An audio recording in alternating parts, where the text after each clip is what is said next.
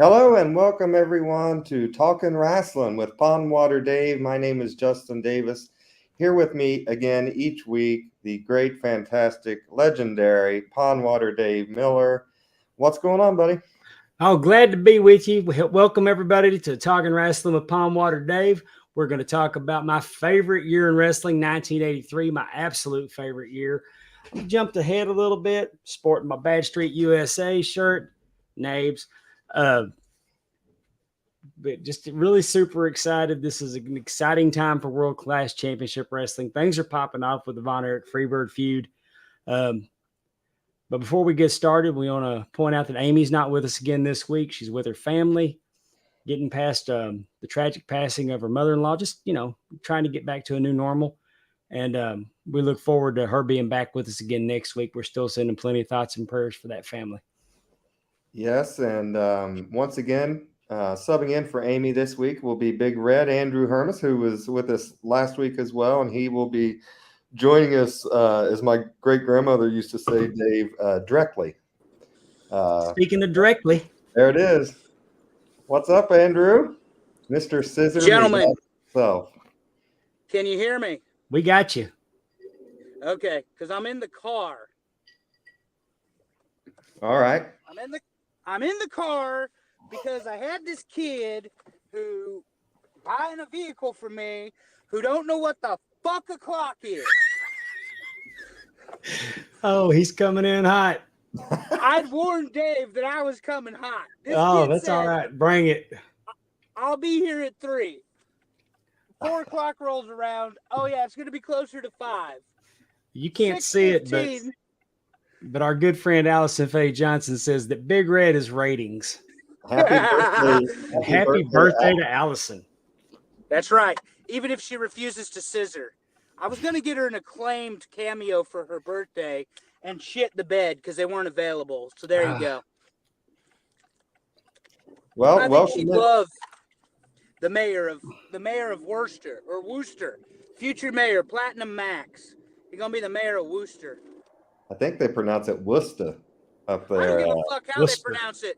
They're all a bunch of massholes up there anyway that don't know how to spell, don't know how to talk, and I could give a damn. Well, and you live in West Virginia, and I'm giving you a pass. Shit. Well, he's here making friends and influencing people. That's for sure. Yeah. Well, this episode is kind of subtitled, "This Ain't No Damn Trios Match." Because Time out. Before we go any further, since we're doing birthday wishes, my granddaughter Maddie is 13 today. Aw. 13 years old. She's a teenager. My father would have had no use for her as of today until she turned 20 because he hated teenagers.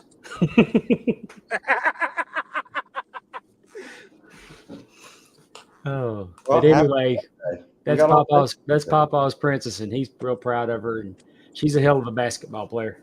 Yeah, I think she can already dunk it on Papa. It looks like almost. So she's almost taller than you already. Yeah, she got the tall gene in the family. Sorry to all of the rest of the Miller clan. Maddie won the lottery, and a very happy birthday. Well, Maddie comes from the Roberts and the Shaws, and her daddy's no bigger than me, but her grandfather Scotty's a pretty big man, and maybe she's gonna get some size from him.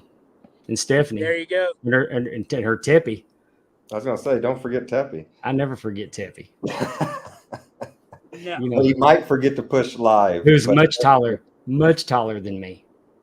Yes. Which is no big deal because I'm Super Dave and I can leap tall women in a single bound. Woo!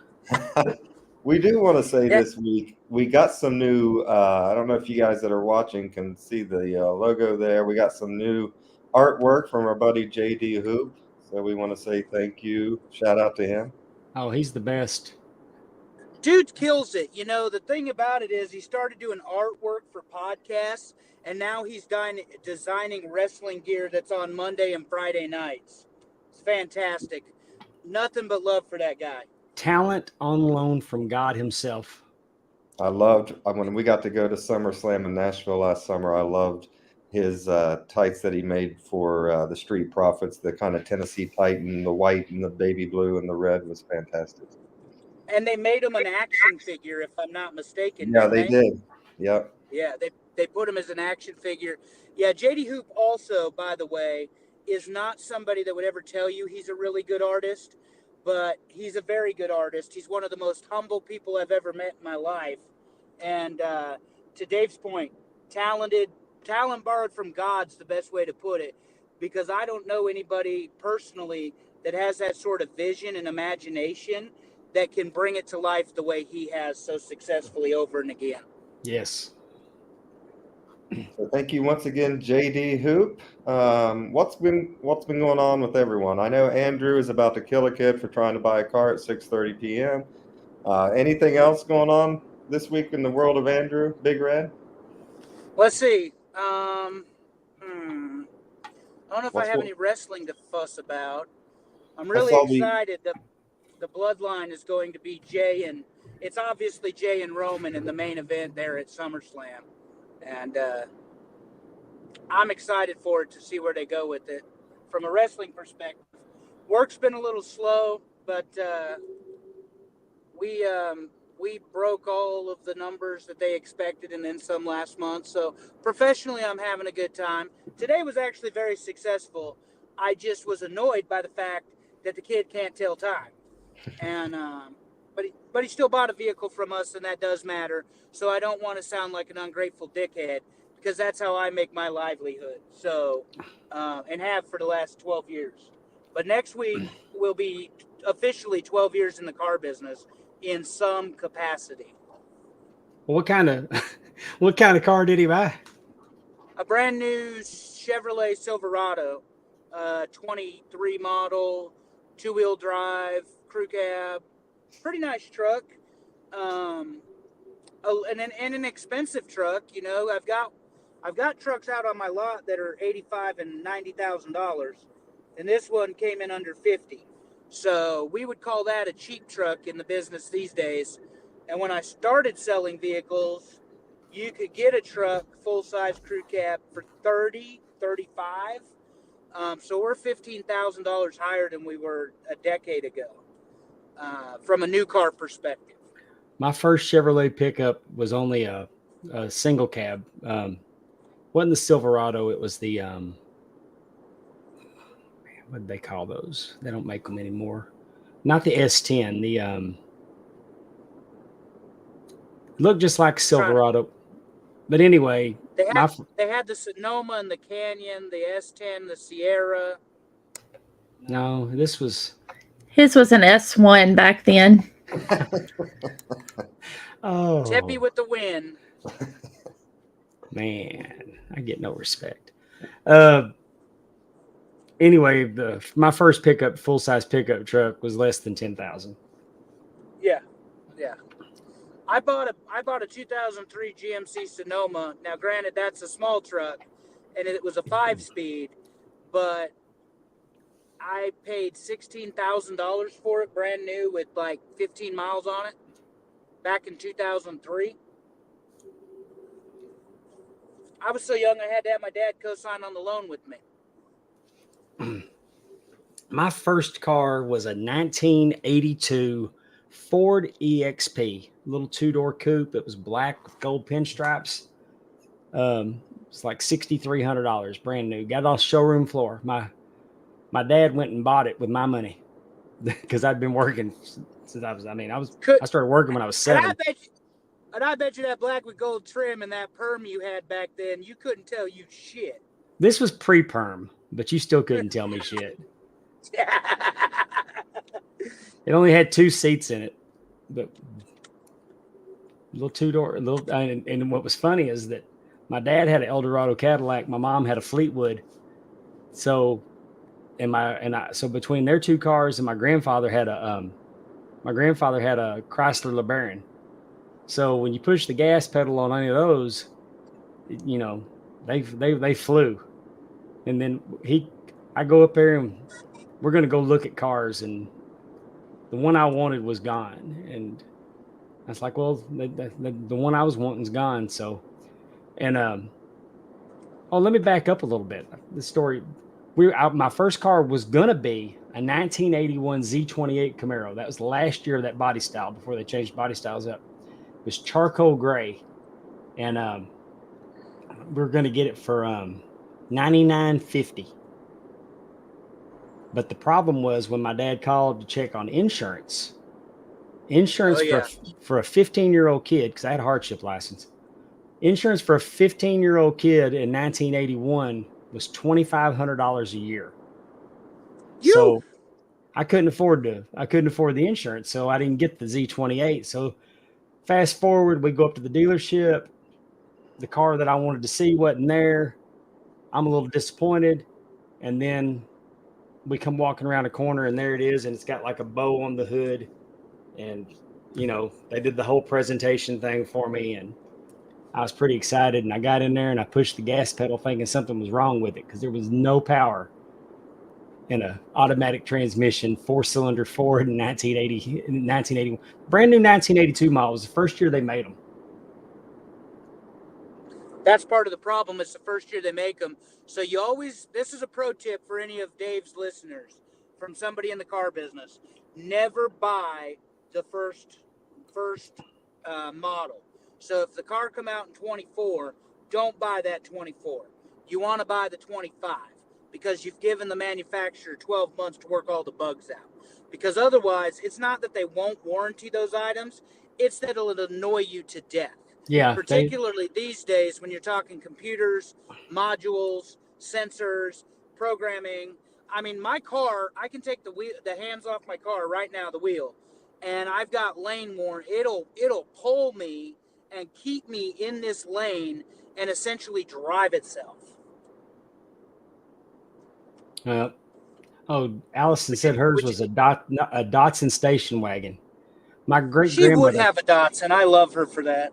My great-grandmother had a Datsun station wagon, and I didn't have a license. I was like 13 years old.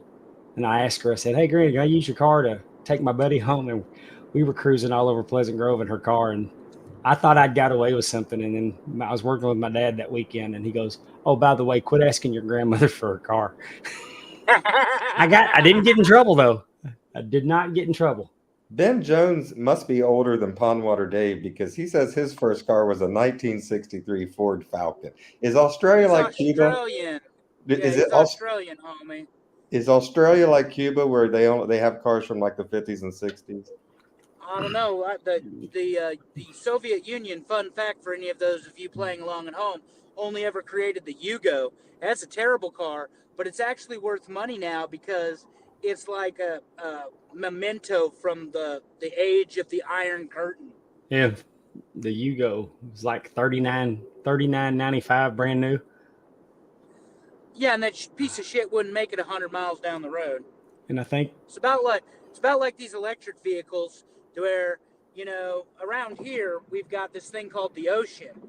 So people like to take this thing called a boat on their truck to the ocean. Well, if you buy a Ford Lightning for $90,000, you can get 296 miles on a charge. If you put a 23-foot bass boat behind it, you can get approximately 75 miles to charge and a headache and a lot of cussing. Yeah. I'm going to pass on the electric truck. Buddy, they want 90 G's for the Lightning.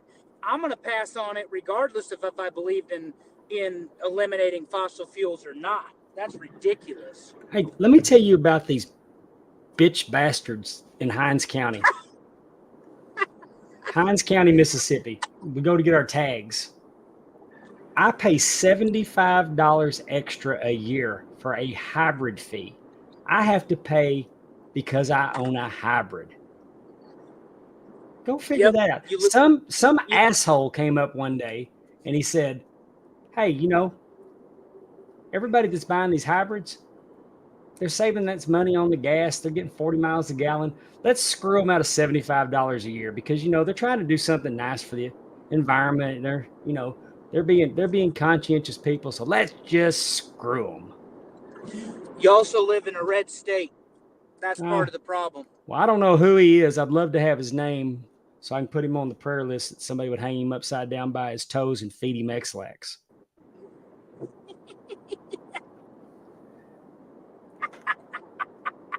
That could be the No, but being in Pondwater a red state, predicament. they're not going to be nearly as friendly towards that thing. That was a really good graphic. Justin's muted. Unmute, Justin. That was our Pondwater predicament. Are you talking about the governor of Mississippi, Pondwater Dave? No, I'm just talking about some asshole here in Hinds County. Oh, okay, I got you. I was just going to be proud of myself because I think I know the governor of Mississippi, but we'll go on. Yeah, his name is Tate Reeves. Well, I was going to be wrong, so that's good. Anyway. All right. Well, what's going on in the world of wrestling this week before we get to our... That's a public educator, ladies and gentlemen. Well, I had a hell of a weekend. We worked a show in a rodeo arena on dirt. Unfortunately, we didn't get the turnout that we would have liked to have, but we had a hell of a card with a legend on the show with his protege, Mr. Lynn Denton, the grappler, was on the show. I had to get one of his masks. And I picked up his book, and this is a good read.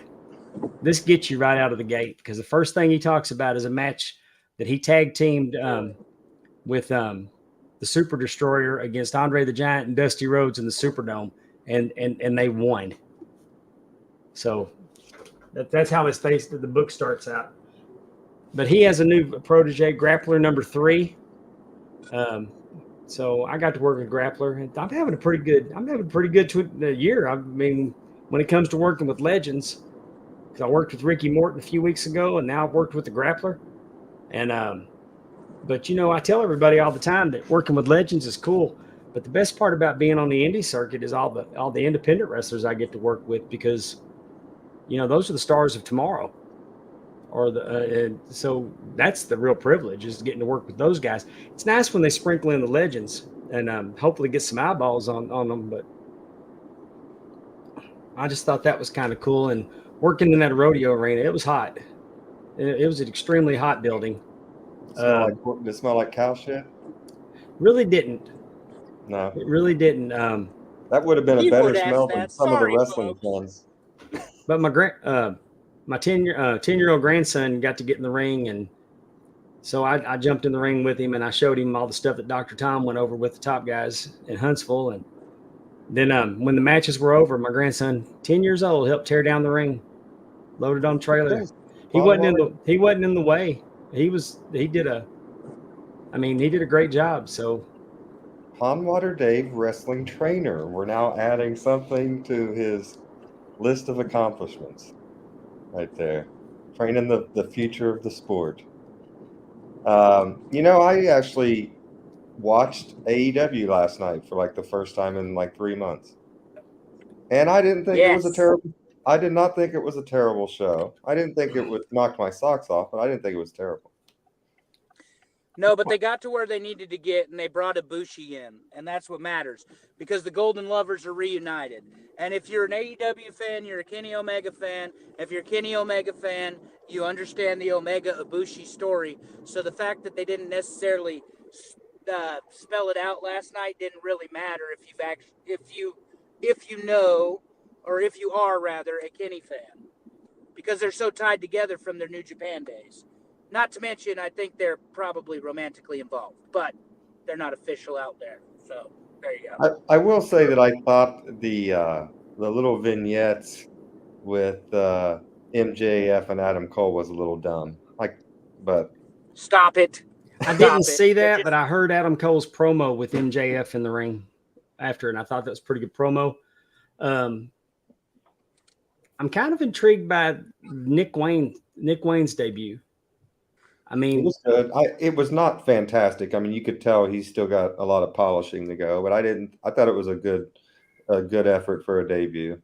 Well, yeah, and 18-year-old kid. I'm going to give him a pass on his debut effort on national television. Oh, I didn't think there was anything wrong with his performance.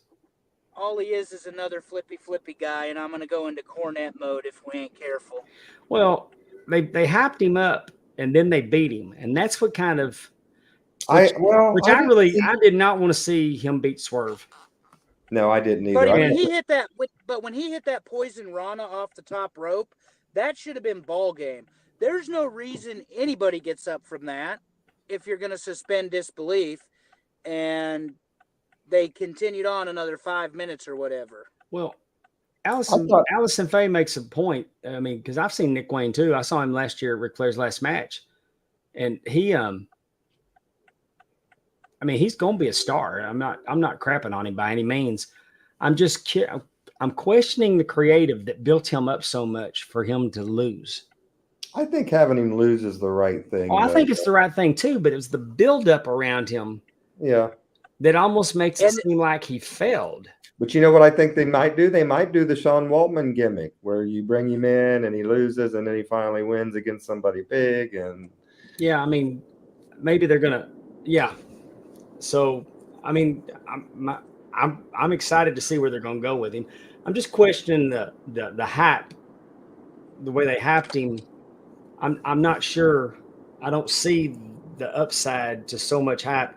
Unless you just hyped him up and maybe you wouldn't have brought him in against Swerve, you might have brought him in against maybe QT or maybe Dalton Castle or, you know. Well, the one thing about that though is they had wrestled before, so I'm sure there's a comfort level there. The other thing is in Nick Wayne's defense, because I want every professional wrestler to succeed, I really do, because it's what we love. They stuck him on their flagship show first day out, and they got 3 other hours of television they could have utilized to put him on TV and to maybe work with somebody else, but they chose not to do that. I do agree with you, Dave. That was a lot of hype for a good match that unfortunately he lost. And nobody wants to lose their debut. Yeah, but I think it made him counterintuitive. I think it made him seem very competitive, even by losing, especially to a bigger guy like that. And I wasn't really. Go ahead. I was going to say, he shouldn't win against Swerve. He's not that level. He shouldn't. They've invested enough time in Swerve. They've got to do something with him. Oh, but go ahead, Jess. Yeah. And I just knew Swerve was going to take the L last night. So when he didn't, I was like, well, that's interesting. I was not shitting on his performance earlier. I just felt like his timing was a little bit off, just not quite as snappy as it could have been. But that's, that could be a lot of different things. I'm gonna tell you who's over after that match last night. His mother. Yeah. Nick Wayne's mom. I was more scared of her than him. I was more scared of her than him. I can tell you that. All I've seen today is hashtag Nick Wayne's mom, and I got tickled by it. Lord.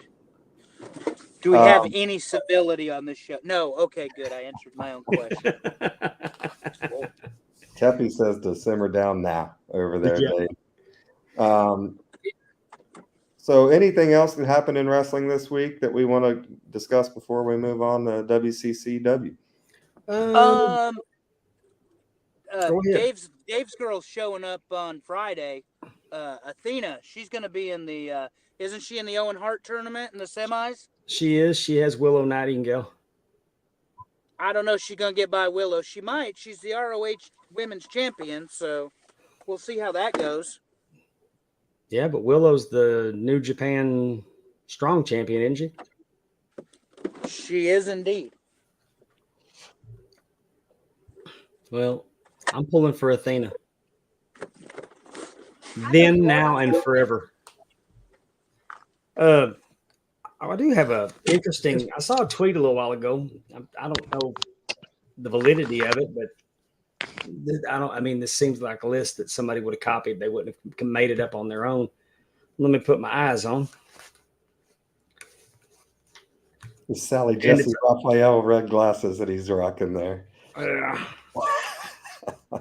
Getting my eyes fixed really screwed me because now I got to just wear readers. So, but I'm 57. That's all right. I can pull this look off. A new list of banned moves and actions in AEW. Unprotected chair shots to the head. That's banned. Chair shots to the back of the head. That's banned, which is good. They don't need to be hitting each other in the heads. Buckle bombs, which I'm for.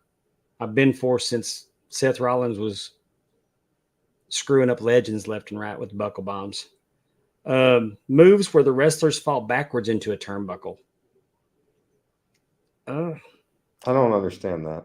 Well, those if you ever Oh, you mean like fall? You don't mean like running in backwards. You mean like falling in backwards. Falling when they fall back and they hit their head. I mean, Yeah. And I don't know if you've ever done that for real. It's not a forgiving. I mean, it's got a pad on there, but yeah. Don't think that you don't feel that metal turnbuckle underneath that pad. Are you allowed to eat the pad? Is Georgia Animal still allowed to come in? Well, then we got imitating a concussion or a seizure, which we had happen this weekend due to a heart punch. So the guy started convulsing. They didn't say you couldn't imitate Tourette's, so Dustin Rhodes is still good on that. Symptoms while selling a move. No spitting. No bleeding while in the crowd. Using weapons or projectiles in the crowd. Throwing anything with blood on it into the crowd. Taking food and drinks from fans in the crowd. Making contact with fans in the crowd. So basically, you're not going to see Jon Moxley in the crowd anymore. MJF got the food and drink thing banned.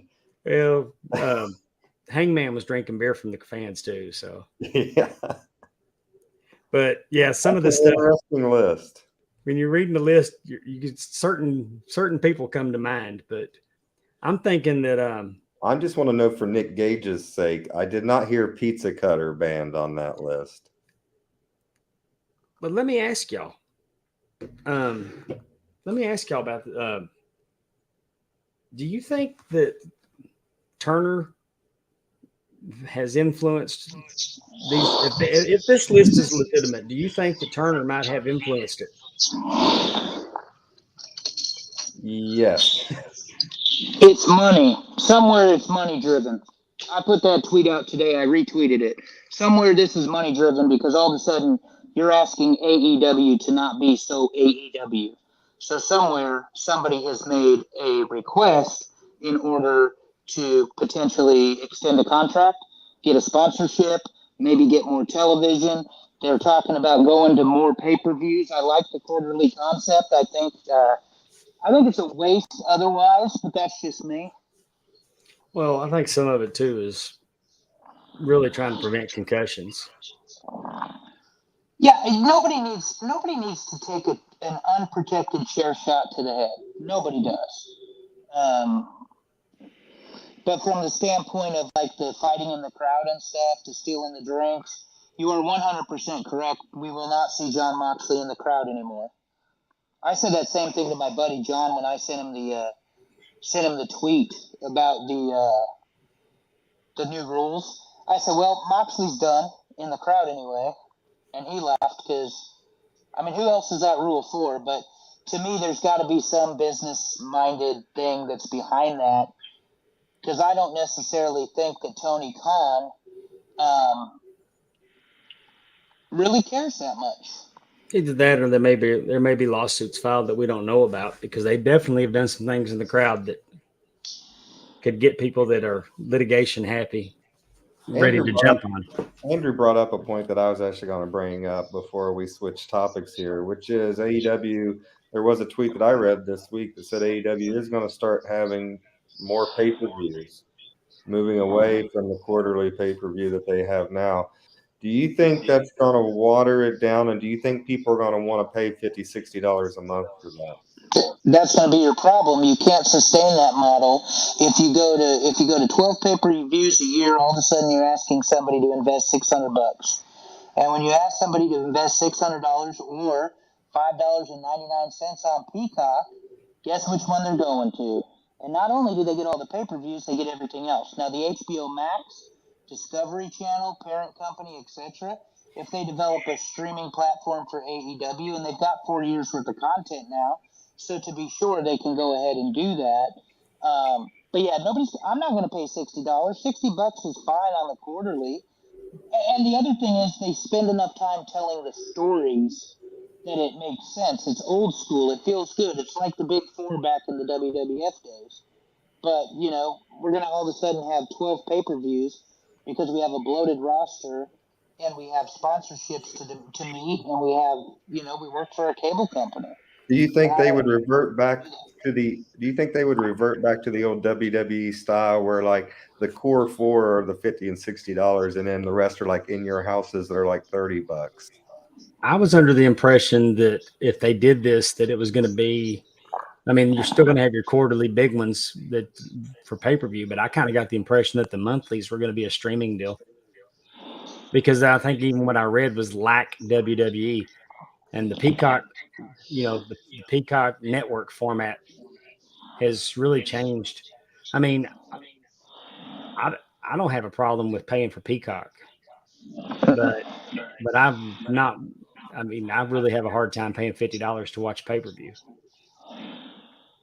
So maybe that's what it's going to be. But Dave does not have a problem paying for that. So for the C word, but that's it. But I mean, Max would be a perfect destination for it. Yeah, it would. Yeah. And like I said, they're already tied together because Discovery and HBO and all that they're all partnered together. Right. Hey Andrew, are you playing? Do you have the podcast on in the background? No. Is anybody else hearing the echo? I heard it a little bit at the beginning. I haven't heard it as bad now. Okay. All right. So Dave, we are talking about, as I said earlier, kind of the subtitle of this episode 36 of Talking About Pondwater Daveis. This ain't no damn trios match, and we're talking about the Von Erichs versus the Freebirds. This is, if you're, want to watch this on the Peacock, it is season 2 of WCCW, episodes 7 and 8. What year are we talking about? 1983? 1983, my favorite year. Now, for some reason, episodes 5 and 6 are gone. Mm-hmm. So, and they were there the last time I was on the show because we knew they were finally getting the Freebirds and the Von Erichs. But we got the Freebirds and the Von Erichs in this episode, and this was the first time they met. So maybe we just read it wrong and didn't notice that 5 and 6 were missing. But whatever the reason, there's no 5 and 6. And there's also very little record of, I mean, it's hard to find results for that for that period too. But I did find what was going on, but they're not near as detailed. The Fort Worth show might have been affected by what they call the Fat Stock Show, which I don't know what they're calling it now, but it was a big deal. Rodeo, livestock show, carnival, every year in Fort Worth, and it's in January, so towards the end of January. So maybe that was maybe they were just doing the towns, and there really wasn't a lot going on in Dallas and Fort Worth. Hold on one sec, Dave. Terry wanted us to repeat the episode because he's just it is season 2 of WCCW, episode 7 and 8, right? Yes. Okay. Terry, put it in reverse. You don't want none of this bullshit. It's awful. But I'm gonna get you. But I'm gonna tell you what was going on that led up to this gap, because we're at the end of January. At the Sportatorium on an off week. You had Brian Adias defeating Johnny Mantell. You had the Magic Dragon defeating the Wild Samoan, which was Samu. Tola Yatsu defeated Killer Tim Brooks. That's an odd matchup.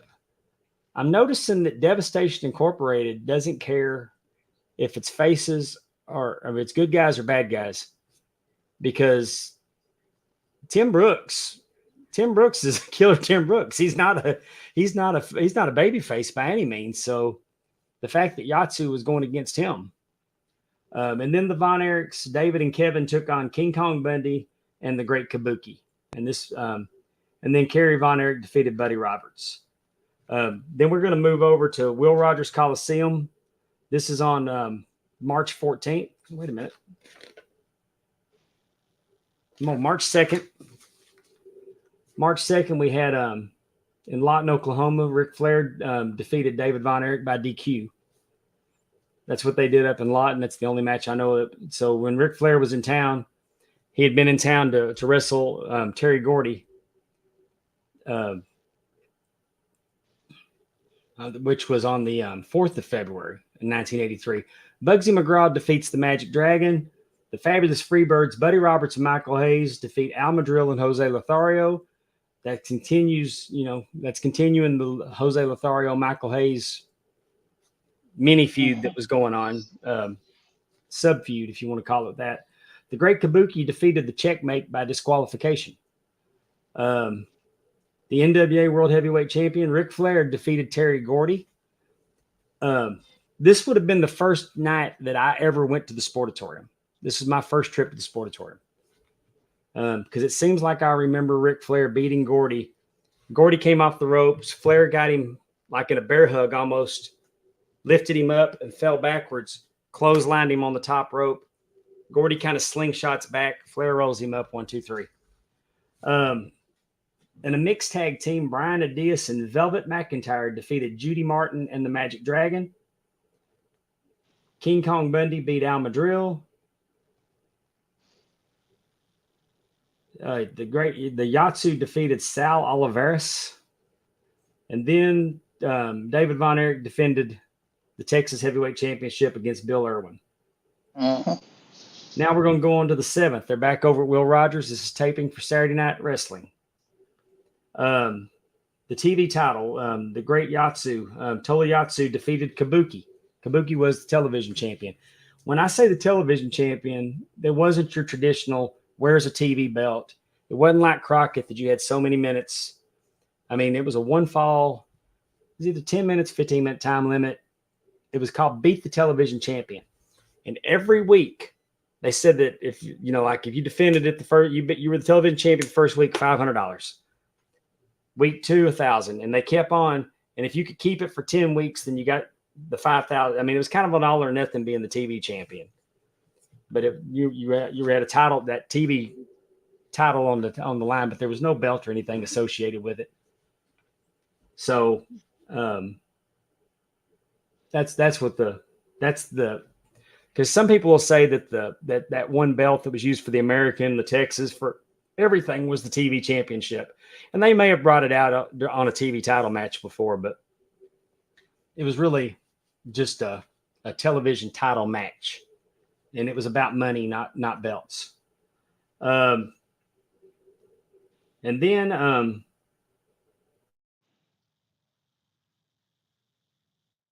which wouldn't have been on television, was Kerry Von Erich defeating Michael Hayes by disqualification.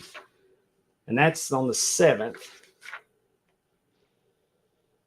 We're going to move on to the 14th. Johnny Mantell beat Tim Brooks. King Kong Bundy beat Raul Castro. Bill Irwin defeated Al Madril. Yatsu beat Bugsy McGraw. And then a Texas Tornado tag team. The Fabulous Freebirds, Hayes and Gordy, defeated Kerry and Kevin. A Tornado tag team meant that tag team rules didn't apply really because it was all 4 men in the ring at the same time. But it still had rules. It wasn't a no disqualification affair. So you couldn't go choke them on the ropes or anything and use weapons. But it was, it was just 4 men fighting. Then on the 13th, they go to San Antonio. World Class is running in San Antonio. Bill Irwin and Brian Adias go to a time limit draw.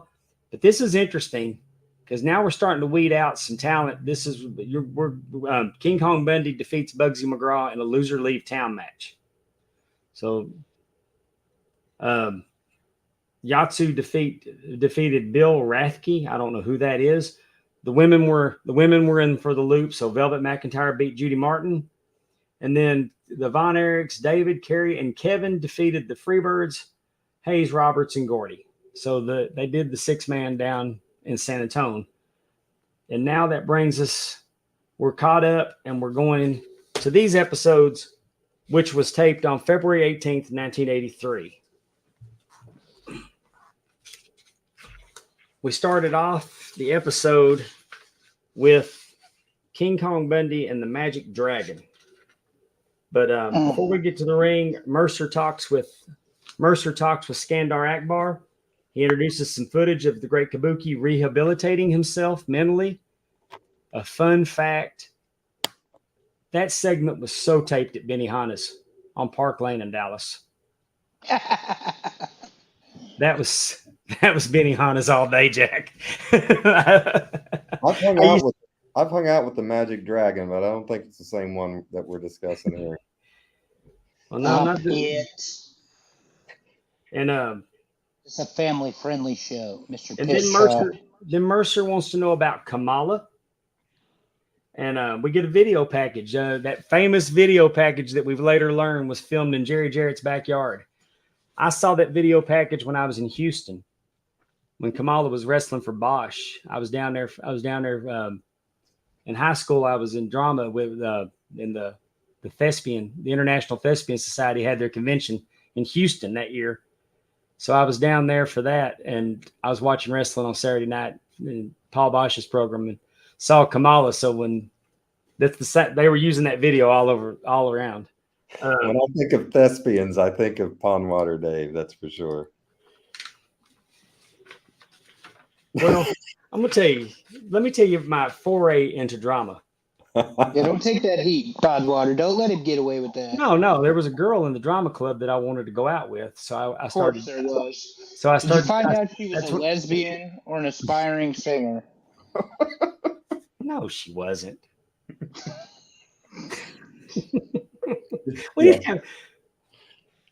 But anyway,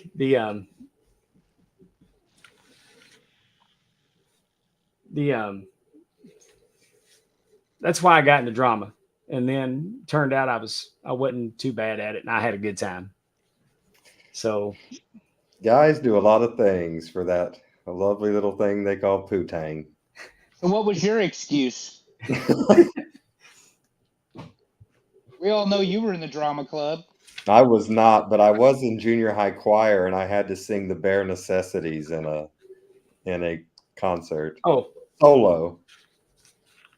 Anyway, I jumped ahead, and I got on the wrong episode. We started out with King Kong Bundy and the Magic Dragon on this episode with Arman Hussein. And before the match, Bundy's telling everybody that the man, which is Skandar Akbar, was in the building, but he won't be out because of Sport Bundy because he's a low-caliber opponent. And you can almost bet the farm that it will be all about Bundy underestimating the Dragon. World-class fans despise Bundy so much, the Dragon actually gets some babyface reactions here. Dragon makes one last comeback before getting caught in Bundy's arms, slammed into the mat, running splash for the 3 count. They gave him a lot in that match, Dave, talking about the Magic Dragon. Not Puff the Magic Dragon that I'm very familiar with, but this Magic Dragon guy, he got plenty of offense. Bundy didn't eat him up, you know? Yeah, the Magic Dragon wasn't a pushover. The Dragon and Kabuki were a hell of a tag team. Now, the Magic Dragon's working heel, though, right? Well, he was supposed to be. Bundy's working heel. That's what you had already said it. Apparently, Devastation Incorporated didn't really care. And they were on a mission against H&H. I mean, we're in the process of running Arman Hussein out of town. We've already got rid of Gary Hart. Now we're going for Arman Hussein. Two things about this. The reason why he's Magic is because his mask doesn't have eye holes. So he's Magic in that way. He can see out of his mask. Also, this territory at this time, Dave, seems to be filled with a lot of Asian heels. Well, also, I've been told that a time or two that would be Kabuki under that mask if the Dragon wasn't there. Well, let's not get it twisted, ladies and gentlemen. Justin Davis just confessed he knows some things about masks without eye holes. So there you go. Cannot let those little kernels go, Justin. Hey, our good friend Ray Fury doesn't have eye holes in his mask. He's a kink. What can I say?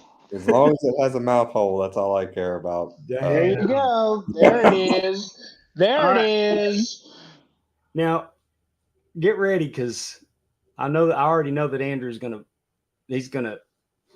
I know that Andrew's gonna. Look at that Bundy the Pig sign. Yeah, that's hurtful. He hit him with the slam and the splash. It was a pretty good match. Yeah, In all honesty, Bundy didn't steal no money that night. I mean, but next up, we're going to have the Iceman. We're introducing the Iceman. Welcome to the area, Iceman King Parsons. I'm telling you, these episodes are setting up what's fixing to. I mean, the Von Erichs and Freebirds are not the only draw in world class for the year of 1983. The Iceman's going to. Bullshit. Excuse me. What's the heat with the Iceman? I don't know. I like his look. He's got a hell of a look going right there. He's You would like his look.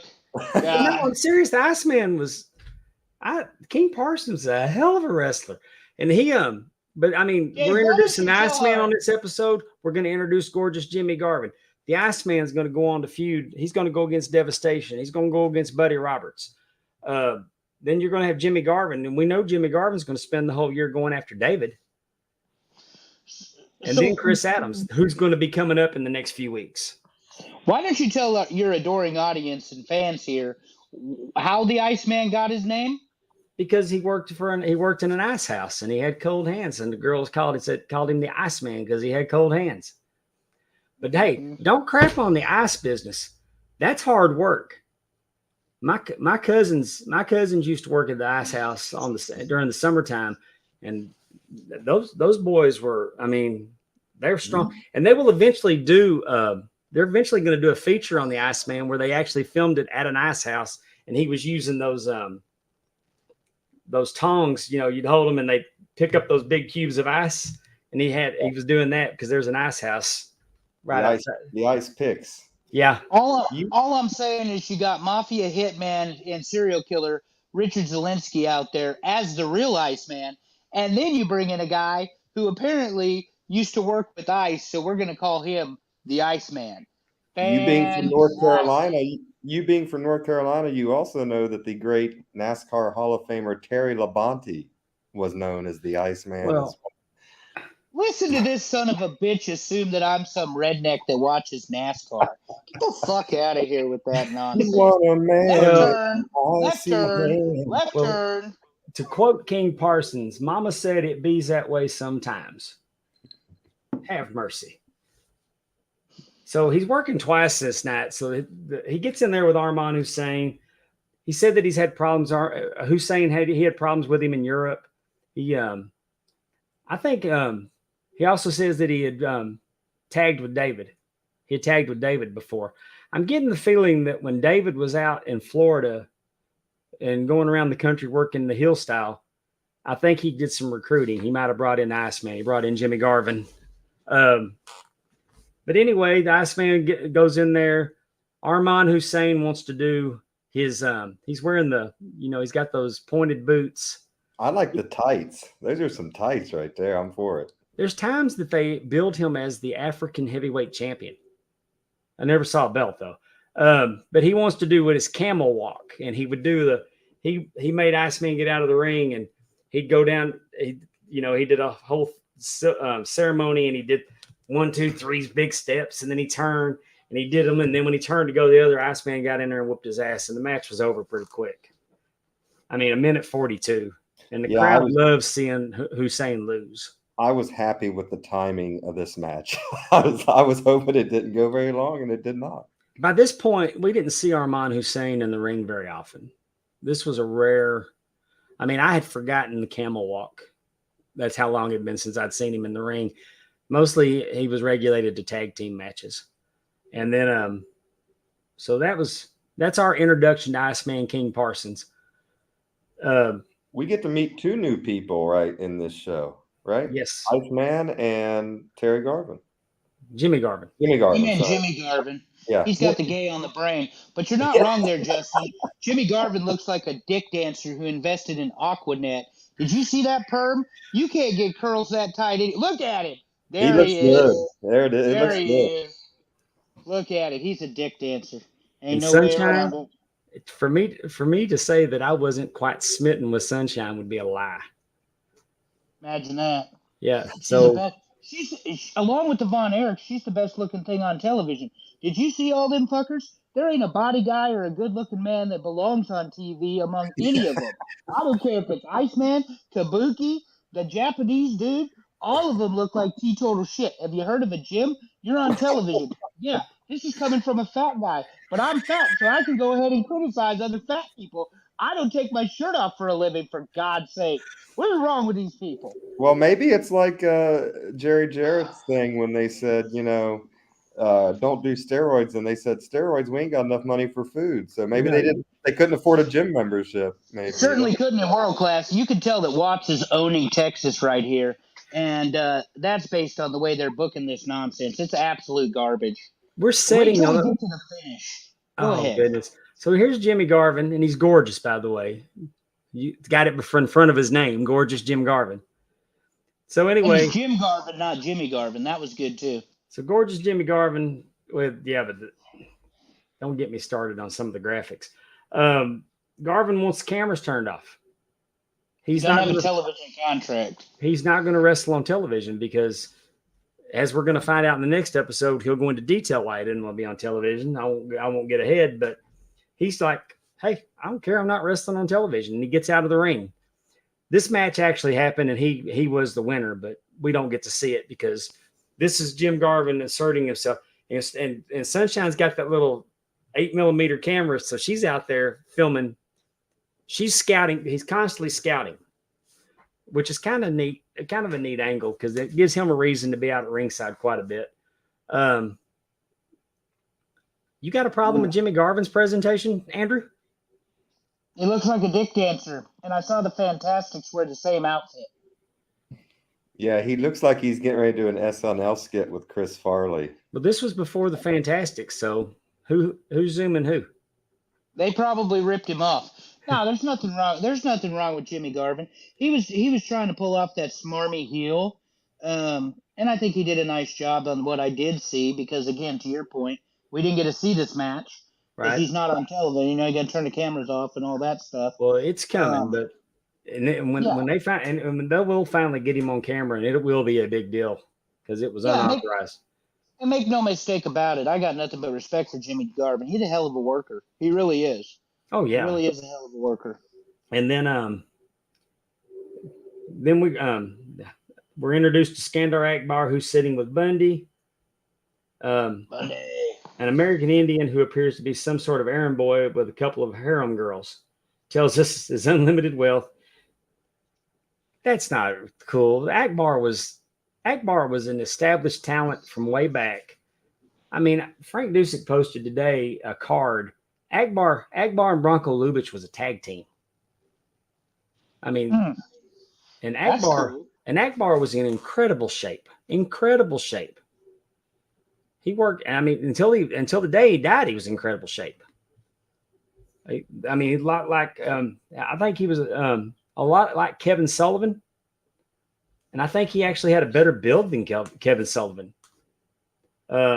Anyway, he's talking about the devastation's coming in. Gave us an update on Kabuki. King Kong Bundy needs a world title shot. He's got Tolayatsu, and he's going after Tolayatsu and Arman Hussein. He's going to wipe them out. And that's kind of different because that's where I was confused because they're all heels. Really different.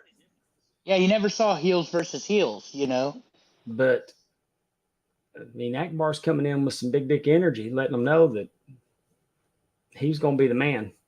You're right. Bundy, Kamala, Kabuki. All it screams is big dick energy when you're booked against Von Erichs. I love it. Well, we got this, but the Super Destroyers are coming. Kamala will go on a tear because nobody. I mean, this is only February, and it's not until October. It's not until October when Kamala starts having any kind of pushback. Well, and he looks so good. Kamala looked really, really good in the promo. Yes. So, Sugar Bear Harris, whatever you want to call him, Kamala looked really, really good, and I think. And he was intimidating. Those of us that saw him in the 90s, not necessarily the same guy. Right, but he was intimidating. I mean, when he came out and went through the crowd, he was every bit as intimidating as Bruiser Brody. I mean, it was a new gimmick. So, I mean, what it later became, everybody got used to it. Mm-hmm. But in the beginning, I mean, it was a money gimmick. And he could work. Guy could work. He could draw money. He drew money in all the territories he was ever in. Because to your point, He it did was it a as Sugar unique Bear character. Harris. He did it as Ugly Bear Harris is a bad guy. Yep. And he was a unique character as Kamala that you didn't see every day. Right.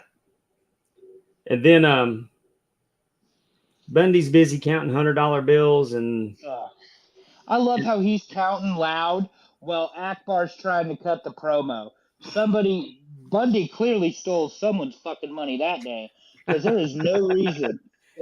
He's talking loud enough. He's just like over top of Akbar. And I'm like, what the hell did Akbar just say? I rewound that shit 3 times trying to hear it. well, we're gonna move on. We have a non-title match for the NWA World 6-Man Tag Team Championship. The world class version, because the NWA didn't have one at the time. Tempe better be recording because I have something Pondwater's going to have to fap it to later. Go ahead.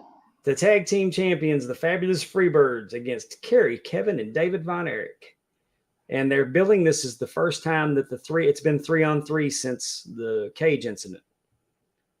And I'm telling you, there was nothing. And then Jimmy Garvin came down, of course, so they could shoot because it's a lumberjack match. But Jimmy Garvin's down there. Sunshine's got the camera. I thought this was a fight. I thought this was a very intense. I mean, you could tell there was a personal issue. And I thought this was a very, very entertaining. Out of the gate, this is what we can expect from them every time they get together. It was a high intensity match. And I'd say the Von Erichs didn't even go over. I mean, they kind of cheated to win. Yeah, definitely wasn't a clean babyface finish. Man, the crowd was just hot as hell, as you would expect for this match from start to finish. The crowd was amazing. This could have been the first time David will say later that it's the biggest crowd that the Sportatorium had, and it probably was for a very long time because I'll assure you that they were sold out. I mean, they were packed, and it'd been a long time since you could watch world class and not see empty seats. When I was watching this match, I was watching David wrestle in those tights that are on the wall up there behind you. And I kind of had a question about has anyone called you and made you an offer or asked to buy them? Or since you bought them, no one's really called? They're Von Erich tights. Why would anybody want them? Why wouldn't they? Well, I was just wondering that because I was thinking. I mean, think about it. No, think about it for a second. I mean, think about it. David Von Erich wrestled for what? 7 years? Roughly 7 years. I mean, people pay a lot of money for Ric Flair tights, and he wrestled for 50 years. Right. I've actually got a pair, and these are the tights that I identified with David Von Erich. When I got these, I called my brother. I said, "You remember those tights that David used to wear?" He goes, "The yellow ones that said Texas on the back of them." So I mean, my brother knew. Yeah. Those are the ones that, after all these years, that you could remember. So yeah, I get it. It's a very rare piece of memorabilia. Well, that's why I thought maybe not a lot of them out there. Even like Ben Brown or someone with WWE, I mean, that might be something they'd want up there eventually. I just wondered if anyone had ever called you. Thank you, Teppy, for that extremely up-close shot of David Von Erich's ass. We appreciate that. A little flat for my taste, but all right. Hashtag not completely straight. Well, no, I haven't. And I mean, they could be bought. I mean, I love them, and you can buy love, but you can't buy it cheap. They're not gonna come in here. Some of the offers that they make on some of that stuff. Now, I mean, I'm not like Medusa thinking that I got some shit that's worth $100,000, but yeah. Damn, Dave. Damn.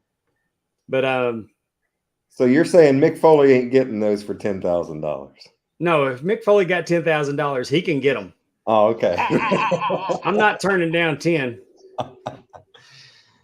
You found his number. No, I thought the Lumberjacks were unnecessary. I thought the ending was a little wonky because it seems like they cut it short because they were stalling.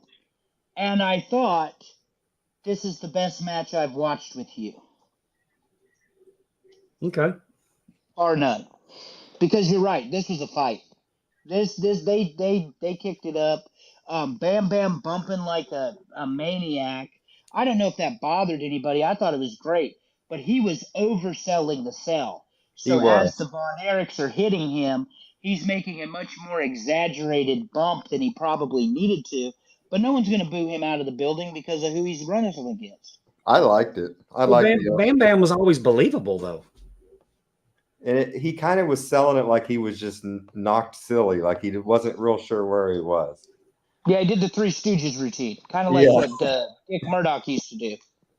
Well, Slater, I was really surprised. I was really surprised to see him take the pin. Yeah. You know? Buddy Yeah, Rhodes. usually it was Roberts. Or Buddy Roberts, I mean, he was selling. I liked his selling in this match too. Buddy Roberts was underrated. Also liked how Kerry had to try to get his shit in there in the interview at the end of the show. Shut the fuck up and let the other two talk. They're better than you. I'm going to play that interview. Stop it. I've got it. The enthusiasm. It kind of had a big feel to it because they just beat the champions. I can't believe that anyone ever thought David Von Erich was going to be the NWA champion after watching this shit. But go ahead and roll it for our fans. What a lead into this. What a lead into this. Shut the F up, Kerry. What did he just say? Tell me he didn't just say that. I feel like I'm speaking English and he's speaking dumbass. I don't get it. David Von Erich, God Almighty. Oh my God. Oh, I don't know. They got this guy named the $1 Million Man over there in Mid-South. He's probably better qualified. There's a guy named Ric Flair. Harley will go on to win it again. Dusty's in the fold. Yeah, I can think of a lot of guys better than DiBiase would have made a hell of a champion. You'll never hear me say that. You'll never hear me say that DiBiase shouldn't have been. I mean, I thought DiBiase. Flair thinks DiBiase should have been champion. Yep, one of the most underrated. But let's hear from the Von Erich boys.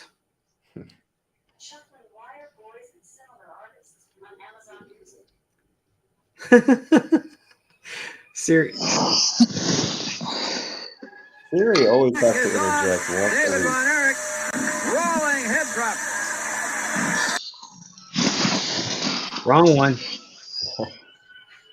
This is what you come here for, the great technology that we have. Stop it. Oh, let's start. What? All right, next shot. World title, Freebirds. It's going to be on, baby. There it is. That's what, David. You got to get the world title now. You deserve it. You want it. That's it, Bill. Let me tell you something. We want to say thanks to the people of Dallas, Texas, because it's the biggest crowd ever to be in the Sportatorium. And thank you, Dallas, Texas, because the next time we're going to win the six-man World Heavyweight Championship. Yeah, it's not just Texas, man. It's not just Dallas. It's Fort Worth. It's all of Texas, man. Yeah. Everybody was behind us. It's not just our win. It's all of our win. Today it's Texas, tomorrow the world, baby. I guarantee you that trophy will be ours. Nothing standing in our way now, Bill. It's all downhill. Okay.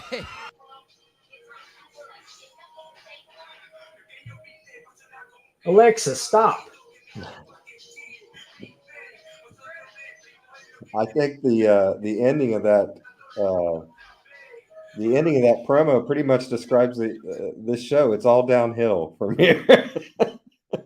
There we go.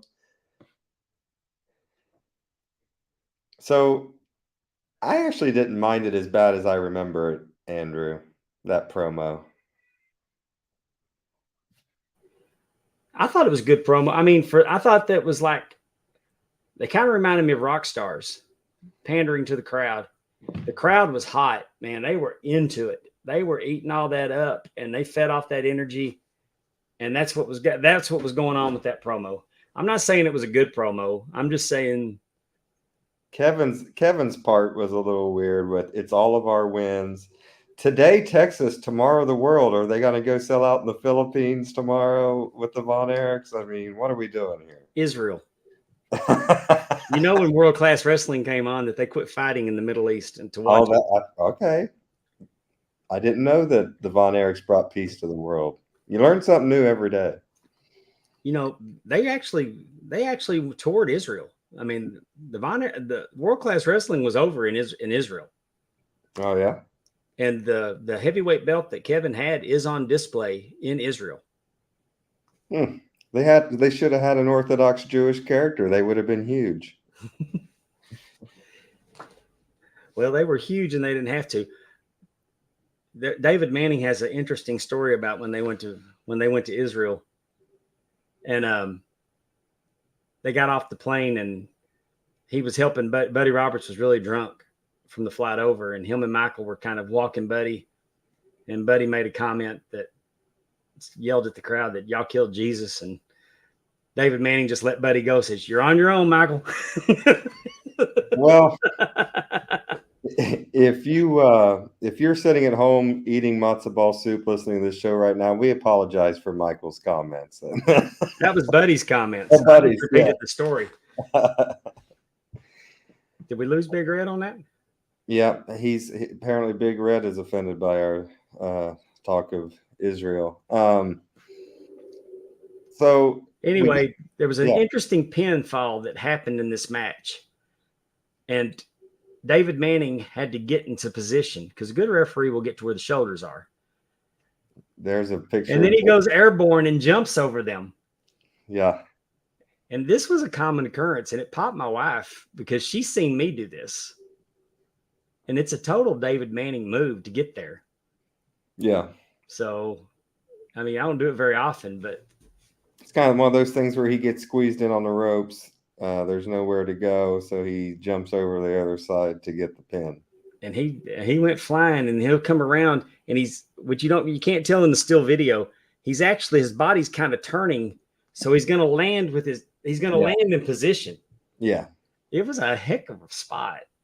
But David Manning, that's why David Manning was my favorite when I was a kid, because I wanted, he's back. Welcome back, Andrew. I don't know what happened. I had to, can you hear me all?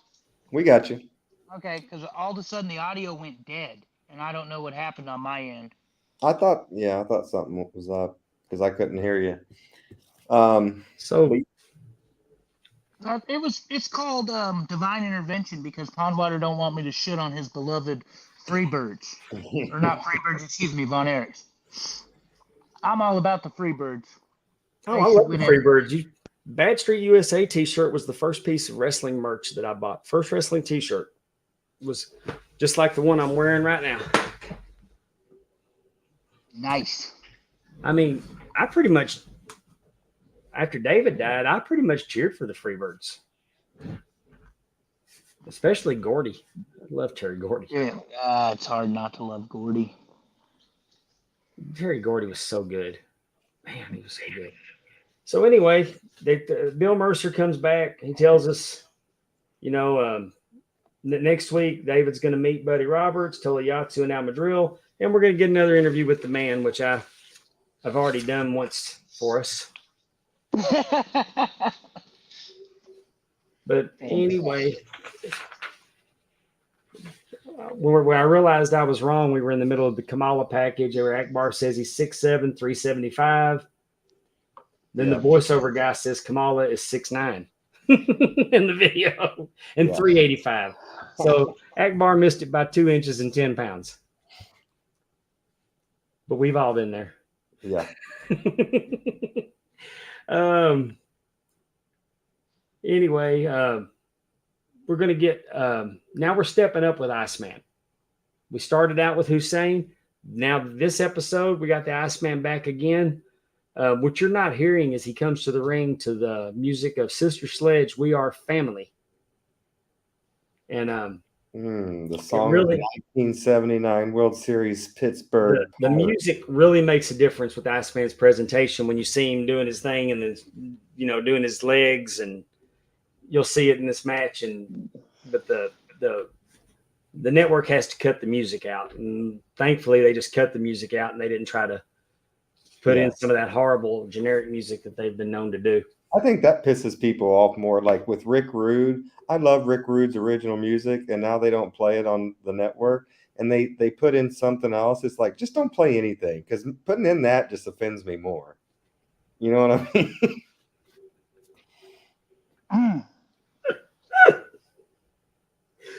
Oh, goodness. I'm dead, y'all. Well, we have we're not watching this on video. we have an announcement. If you're not watching it on video, it says on our screen here, due to high-risk pregnancy difficulties, we do not have photos for the rest of this episode of Talking Wrestling with Pondwater Dave. He's been cut off. I'm never cut off. All right, Iceman King Parsons versus the Magic Dragon with Arman Hussein. I cannot wait to talk about this. Go ahead, Dave. So Hussein's doing his whole deal, but now he's got to get Yatsu. Yatsu has to do his pre-match ritual. And pre-match rituals aren't just for I used to love that. I used to love that game, Yatsu. Yatsu, I play Yatsu every day. The pre-match ritual is a lot like what Mr. Saito was doing. Saito was doing it. Fuji was doing it. Fuji would incorporate salt into his, but he wanted Iceman back so Yatsu could do his whole Japanese presentation, his little karate, kung fu, whatever he was doing. They did a test of strength early. Parsons stepping on the hands. There was punching. There was kicking. But then Hussein tries to jump Iceman but gets punched. And then he takes the butt out on the floor. I thought that's what Iceman called it, was a butt, where he jumped up and he just, we've seen Athena do that. We've seen Athena use that finisher where she does it too, but I thought that was really well executed. I thought the Dragon took it well. I mean, Iceman got up, put that ass right in his face, and knocked him out. 1, 2, 3. I've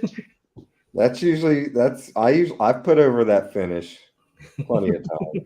The ass to the face. I heard about the piss trough. You didn't hear about the dorm room after. That's all I'm saying. Not completely straight. A shirt coming to Talking Wrestling with PondwaterDave.com very, very soon. Apparently, that's the finisher for Big Booty Judy. Oh, she does the booty bump. I'd take that from Big Booty Judy. I would say she's probably got a pretty firm ass, so yeah, much better than the one we saw in there. And I bet it smells like candy. Hey. I'm not participating in this conversation. That's my saying. If I that is one of my best friend's wives, and I will not participate in that. We're going to shut that down right now. It's better than taking it from Rikishi. That's all I'm saying. Without question. Now we have Tola Yatsu. With Arman Hussein versus Al Madril.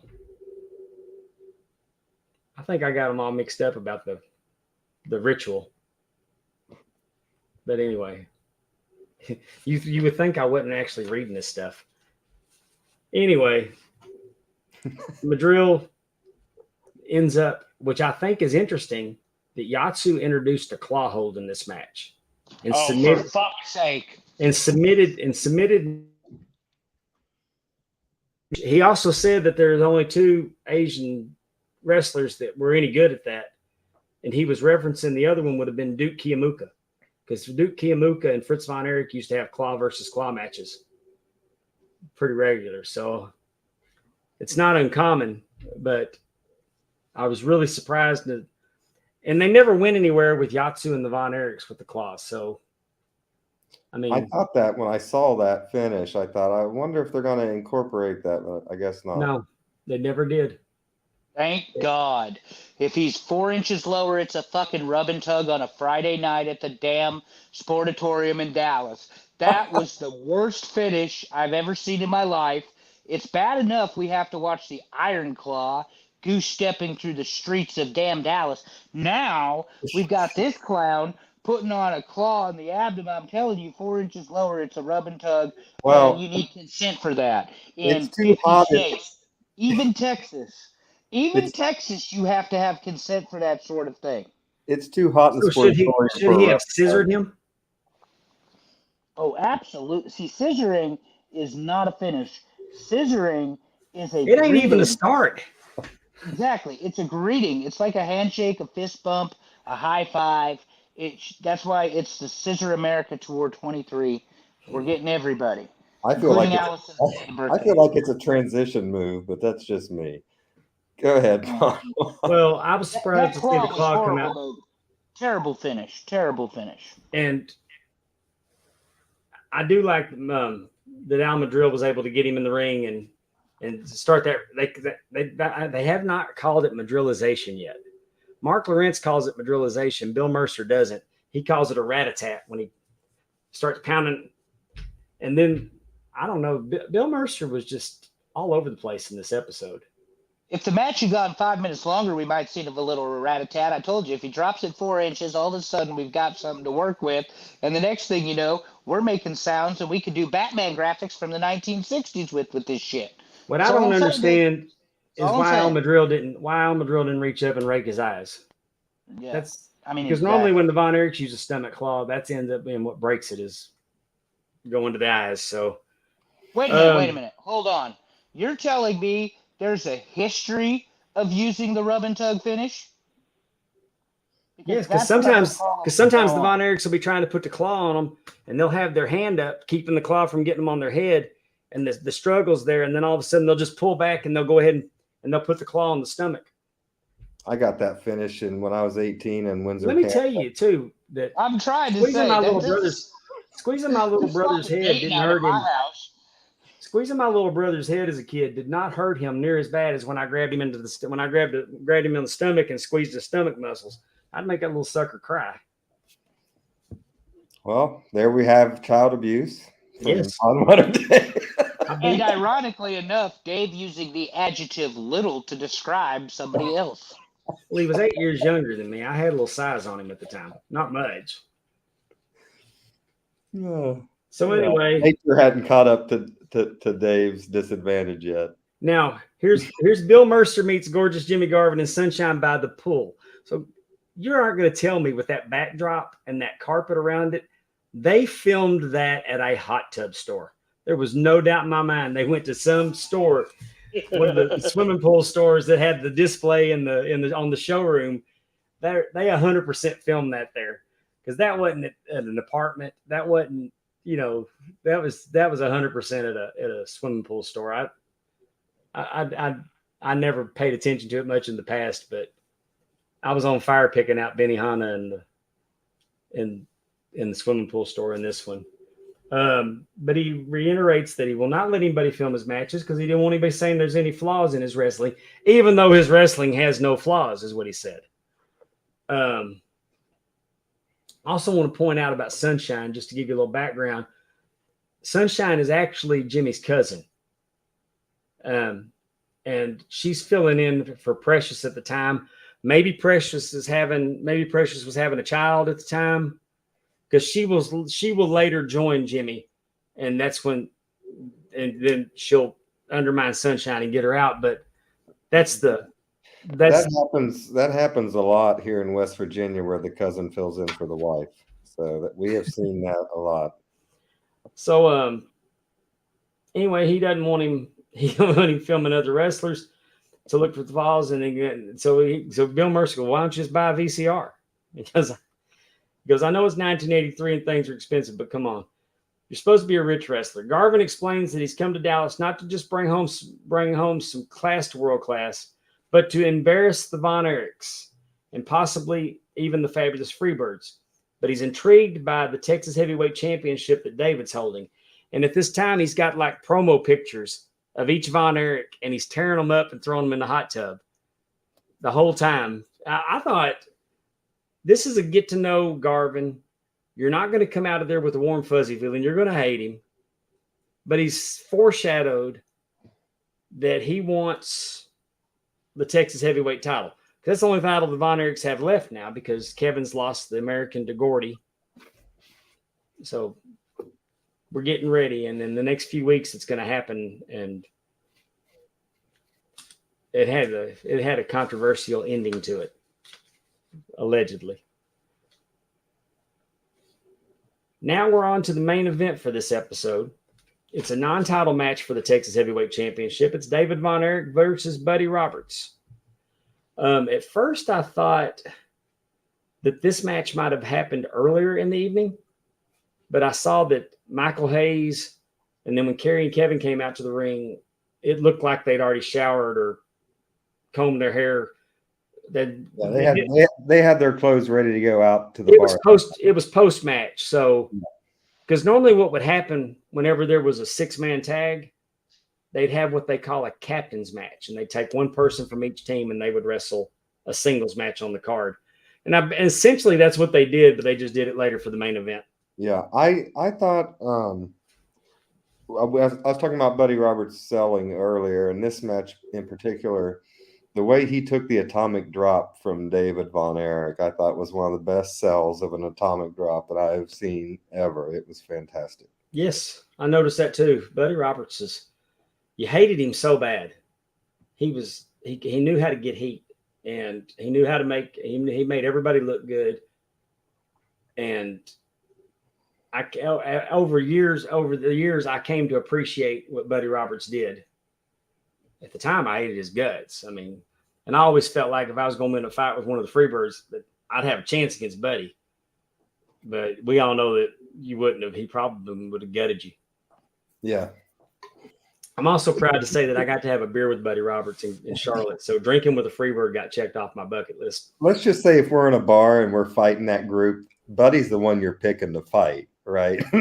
He just looks like the one. Oh yeah, definitely. Might be able to take. I mean, it's gonna be bad anyway. But Buddy cracked me up because the Texas Stadium match that we watched when we watched the Bad Street match, that Buddy had his belt. He had one of those big belt buckles on the belt he was wearing, and he was like taking Kevin by the head and just running his head into that belt buckle, just pelvic thrusting that belt buckle into his head. I've taken that bump too. So the other Freebirds are out there. So the Von Erichs come down, and I thought that was kind of neat that, all of a sudden it's 3-on-1. Kevin and Kerry run down there to even the score, even it up. Then Hayes is telling Buddy, hurry up. We're going to be at the airport. We're going to go ahead and get the plane started, so don't be too long, which kind of cracked me up. And you see Jimmy Garvin walk around them because they're down there to film this match because he's scouting David Von Erich because he wants the Texas title. So there's a lot going on. Roberts punts David around in the corner. David returns a favor 3 times. Buddy begs off, but he gets caught in a headlock. Roberts breaks loose, but he gets caught with the atomic drop for 2. Back to the headlock. Roberts does what he can to get a hold, but winds up caught in the claw. Immediately, Roberts gets in the ropes. I found it interesting that Bronco was counting, but then Bronco just was trying to get the claw off of David. And when David finally lets go of the claw, he actually goes about halfway across the ring, like, he had that much. Had that much pressure on it. That kind of got all over me. And once that started, here comes the Freebird Cavalry. They hit the ring. It's a DQ. And then the Von Erichs, they come in and they do a neck breaker on David. They do the rolling neck breaker. And Bill Mercer doesn't know what to call it. And then they do it to him again. And then Bill Mercer came up with some other stuff. And it cracked me up. So let's have a listen to it. Y'all got to listen real close. Michael Hayes, another one. Spinning, rolling, suplex side drop. A spinning, rolling. Is on. David Von Erich, rolling head drop. Rolling Michael head drop. Hayes, another one. Spinning, rolling, suplex side drop. Rolling suplex type drop. Rolling, spinning, suplex type drop. You know, I was listening to Tony Schiavone the other day, and they asked him about what other territory, if you wouldn't work for Crockett, who you'd like to work for. And he said that world class, he'd love to work Texas. And he said, but Bill Mercer was really good. And I'm like, well, he was good until we got cable and realized it. Well, you know, I'll give him credit, though, for the time before, you know, production and everything, before 1985. I consider wrestling post 1985 and pre 1985, because I think pre 1985 is when you still have announcers like Bill Mercer, and I think it starts to get more showy with the Tony Schiavones and post 1985. So I don't know if Bill deserves you know, discredit for that. I think he does a pretty solid job myself. I mean, considering what it is and who he is. Yeah, I mean, he came from a football background. He broadcasting for North Texas State football. He came from all that, and they put him in, and he didn't have a color guy that could point out the moves. So I guess Bill was doing the best he could. And he's a great broadcaster, a Hall of Fame broadcaster. I believe he was first broadcast. I think he was the first one to call Cowboy games when the Cowboys came to Dallas. But what I'm saying is that he didn't know a lot of holds, and we got cable and that's when you realized that your announcers weren't as good as Tony Schiavone, David Crockett, and then later Gordon Soley. And he's also doing it solo, which is a hard thing to do. That's true. That's what I'm saying. He didn't have a couple. And they tried some things. They put Jay Saldy from the Dallas Cowboys in there with him for a while. Later on, Harvey Martin. They brought Harvey Martin in for it. They'd like using football players as color guys. So it just tickled me that the same move twice and had two different names and not even close. But bless his heart, he was trying. Really, it was 3 times, and he kind of had 3 different names for it in a way. Yeah. I mean, he didn't exactly word it the same way on the spinning rolling suplex both times. And then I want to point out that that David Von Erich did an interview with Bill, and he was still selling the neck, you know, and that's say what you want to, but man, those guys sold it. I was going to bring that up too when you was talking about the neck breakers. I was like, David, you know, sold it well in the interview after the match, I thought. Yeah. So, you know, these weren't the best episodes. The 6-man is really the only thing. The 6-man is really the only thing that you can write home about. I really thought the 6-man match was tremendous. I could watch it again. The David Buddy, I mean, just showed that the Freebirds established that they're trying to hurt somebody, and the Von Erichs were there, and it made sense that they came out to help. You know, there'll be times when the Von Erichs will be outnumbered in the building, and they'll get the better of them coming up. I mean, as the feud goes on, but I think this episode we're establishing the Iceman King Parsons. We've introduced Iceman. We've introduced Gorgeous Jimmy Garvin. And this is what's going to make world class their shows from top to bottom. I mean, you got your main event. You got your main event feuds going on. Your mid-card feuds are going to be just as good. It's going to be Jimmy Garvin and David. It's going to be Jimmy Garvin and Chris Adams. It's going to be Buddy Roberts and Iceman. It's going to be Buddy Roberts and David Manning. But he's going to take issue with David Manning. And he actually draws money with a referee. That's how good Buddy Roberts was. So, have you ever been in your time as a referee been close to getting booked inside of a match? No. I'd love to. Oh, I'd love to see it. I'd love to. And if things were like they used to be, where if you tagged in, you had to have action before you could tag back out, it would be fun. Like a wrestler needs a tag team partner, nobody will tag with him, and maybe one of the wrestlers says, "Well, I'll just use this ref here, because I know I see when you get dressed that you got boots and tights in your you still carry those with you."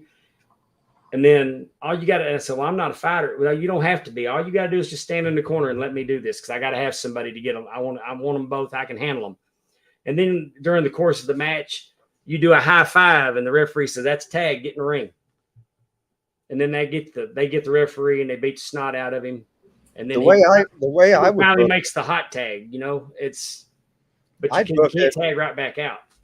I'd book it where a big nasty heel like gets mad at you in a match and power bombs you, and then the baby face comes out and it's like, "Next week, me and Dave's gonna take your ass on." So let's have it, Andrew. What do you think? What's that? Oh no, it was a fine show. Buddy Roberts and David did a good job there at the end. So yeah, it was a fun show. What'd you think about David's promo before they went off the air? I mean, it was fine because it seemed natural. I mean, it didn't seem forced. He wasn't trying to get anything in, and he's a product of the era of the "let me tell you what" brother. I guess he didn't say brother, but the "let me tell you what." They all did it. So David's fallback was "with all my heart." Was it? Is that what he did? With all my heart. Yeah. No, I mean they were fine. They were fine, and obviously they're getting warmed up, but it's amazing they ran a whole territory with 12 or 15 wrestlers is all. They weren't the only territory doing that though. And they were working every night. That's why I like to share some of the results. Yeah, I'm a Crockett guy. They had a lot more than 15 wrestlers. Yeah, and they were running 3 different towns. Yeah. I mean, they were running multiple towns. So, but I mean, Houston didn't even have it. I mean, they were just bringing them in. But Watts only had a handful. Watts had his core. Florida had their core. Pacific Northwest had their core. And for a while there, it's amazing they sustained this model, regardless of your fandom for the Von Erichs or not. You have to appreciate how Fritz was able to get all of his kids involved in the family business, and they were able to continue to run a territory on their name alone, because, I mean, all of those guys that you're talking about in world class, every one of them moved on, unless their last name was Von Erich. Yeah, but that was the model back then, is they rotate in and out. No, but my point is that they built the foundation of world-class championship wrestling was strictly the Von Erichs. Okay, when Dusty Rhodes was the booker, who did Dusty book? Who was the top guy when Dusty was booking? Flair. No, Dusty. Exactly. But I would also say this is not a new thing. I mean, Lawler was the end all be all of the Memphis territory. And Fritz stepped away, and Fritz was the guy. But then when Fritz had to got retired, he had his boys that he could count on, and he could count. Well, his count on them as good as he could. You know what I'm saying? But what I'm saying is that Dusty did it. Dusty knew he could count on himself. And that's just the way that a lot of the bookers did. When Flair was booking, Flair was counting on himself because he knew that he could execute, and Lawler would do the same thing. And Fritz had his boy, and Fritz was his boy's biggest fan too. So, but yeah, I mean, it was kind of like build it. It was a compliment, not a criticism. And comparing Dusty Rhodes Starrcade forward to Fritz Von Erich's WCW is really unfair, because Dusty Rhodes had far more stars in JCP than Fritz Von Erich ever thought about having in world class. at one given time. Oh, that's That true. was my point, is that he was able still to be able to use his 3 sons or 4 sons, how many ever it was at the time, because I know they had the younger one too we haven't seen yet. And they were Yeah, able to continue to draw money in the sportatorium, which you've told me is a dump, which I've heard is a dump. They were able to continue their television contracts. They were able to continue to build these programs using 3 or 4 guys. What I was saying is, because I often talk to you about being a JCP fan, is that Dusty had a lot more toys in oh the yeah, toolbox. definitely. Had a lot more toys. I mean, they come off of Starrcade. You had Greg the Hammer Valentine and Roddy Piper in one of the bloodiest dog collar matches you ever see. Harley and Flair for the gold. You know, you had the Briscoes came in and you had them wrestling on the show. So they had so much there. And then in '84, he starts picking up steam. And by '85, you've got Nikita, you've got Magnum, you've got Luger, you've got Blanchard, you've got Anderson, Flair, JJ. I mean, you just start rattling them off, and Dusty's got all the toys right there and can do whatever he has to do. And of course, '85 at Starrcade, the Gathering was supposed to be the culmination of it all, but '85 led to '86, and '86 led to '87, and all of a sudden you have this huge roster. He had a lot more to work with than Fritz. My point was, Fritz was still able to keep that territory alive, and good for him. Yeah, and 83, 84, and 85 were the big years. And then what you were talking about, that from 85 on, it was Crockett. And Vince, I mean, for WWF as well. Well, yeah, it was Crockett or Vince, because, I mean, we talked about DiBiase earlier. He ended up playing one of the greatest characters Vince ever created. Oh, yeah. And you look that's why I like to separate wrestling history and pre-85 and post-85, because I think everything just changed so much in '85. Right. Where it's like the old territory days was pre-85, and then kind of the national type situation was post-85. But I mean, Fritz pretty much did the same thing that Vince did with Hogan. I mean, he created a monster factory for his boys. I mean, you had the Freebirds, and then you brought in, you turned Chris Adams, you had Gino Hernandez. I mean, you had the village, Kamala. You know, it's just that's what they did. Gary Hart would bring in Al Perez, Rick Rude came in. It was just, really, if you look at it, that type of format that Fritz was doing for his boys is what Vince then created for Hogan. Exactly. Yeah. So, I mean, that just, and this was just and '83 is my peak fandom for World Class. There was just so much, it was just white hot. And like I was telling you, we'll start getting into the summer months, and it was crazy, man. It was just crazy because you bring in Flair, you brought in Race, you're building up for Flair. You got Garvin steamrolling, you got David chasing.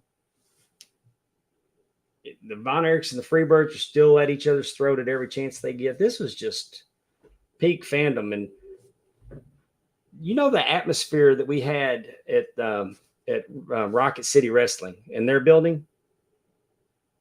That reminded me of the atmosphere of the Sportatorium. Yeah. I mean, and about the same temperature. That's what I'm saying. It was uncomfortable. It was an uncomfortable old barn. I mean, this show that we did this last weekend in that rodeo arena reminded me, you know, this is what it felt like. This is what it felt like every Friday night. Except in the wintertime, and then it was cold. Right. Yeah. So good stuff. And I'm enjoying sharing it, and I hope y'all are enjoying it too. Well, this is called Talking Wrestling with Pondwater Dave for a reason, because we want to hear about Dave's experiences, and part of that is, you know, your peak fandom growing up, and this is right in the heart of that. So, and these promos do not hold up though 40 years later. I will give you that. I do promise you guys, we will do a show on some more grocery store stories soon, because I'm ready to get back to that. I love the grocery store stories.